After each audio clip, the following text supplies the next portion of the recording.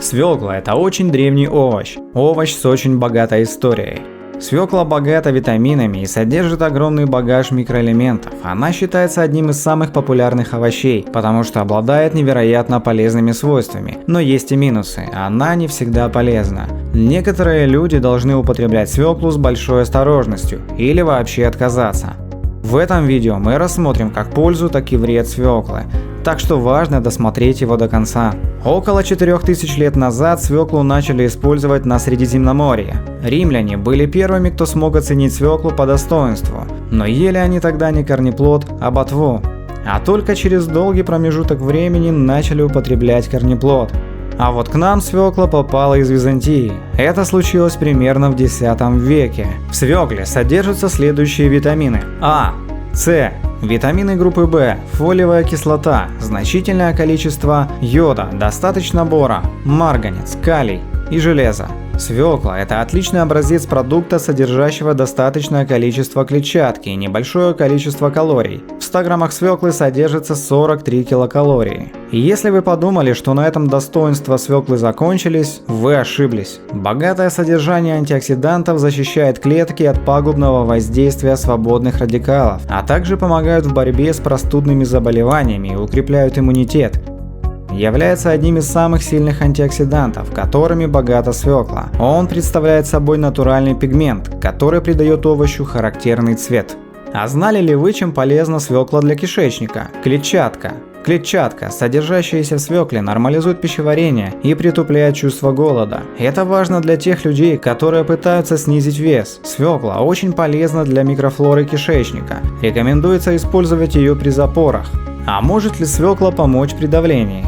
Этот овощ невероятно позитивно влияет на сердечно-сосудистую систему. В нем содержатся нитраты, они же соли азотной кислоты. С момента попадания в организм они преобразуются в оксид азота, благодаря которому расширяются кровеносные сосуды и кислород беспрепятственно попадает в мозг, благодаря чему человек чувствует себя лучше в плане умственной работы и запоминания чего-либо. Это позволяет выполнять различные задачи быстрее. Польза для женщин. Железо, марганец и бор помогают в процессе создания новых кровяных клеток. Это делает свеклу полезной при менструациях. В период климакса также рекомендуется употреблять свеклу. Богатый состав микроэлементов стабилизирует гормональный фон. Здоровье печени из свекла. Бетаин – антиоксидант, которого содержится достаточно много в свекле, положительно влияет на печень. Восстанавливает клетки и уничтожает накопившийся жир. Бразильские ученые проводили эксперименты и доказали, что свекла действительно полезна для печени и является очень важным продуктом здорового питания. Польза свеклы для мозга. Некоторые психические и когнитивные функции с возрастом ухудшаются.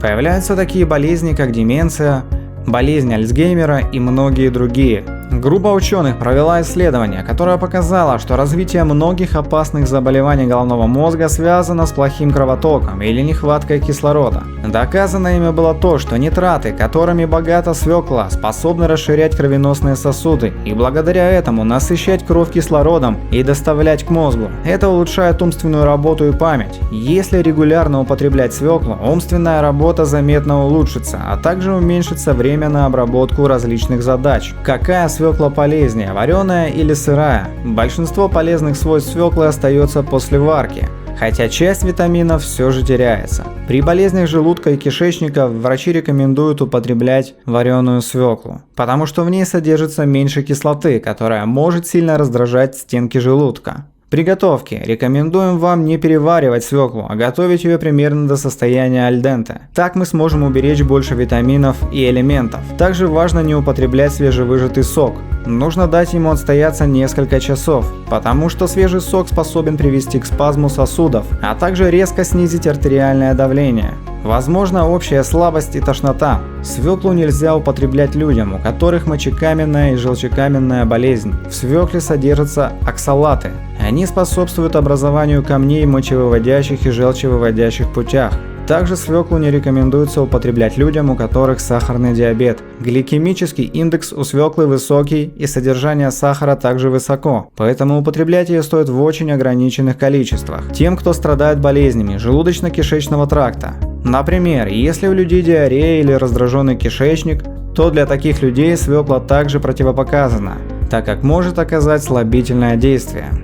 Тем, у кого гипертония, не нужно есть свеклу тоннами. Употребляйте умеренные порции, свекла способна резко снижать давление. Если же вы полностью здоровы, включение свеклы в рацион будет шикарным дополнением. Важно учитывать индивидуальные особенности своего организма и обязательно проконсультироваться с врачом, если у вас есть те или иные проблемы со здоровьем. Так сколько же свеклы можно есть в день? Здоровому человеку можно съедать 100-200 грамм. Употребляйте свеклу не позже, чем за 2 часа до сна. Свекла помогает справиться с накопившимся за день стрессом и способствует хорошему сну. Всем, для кого это видео было полезным, подписывайтесь и делитесь им. Это будет огромная мотивация для создания новых видео.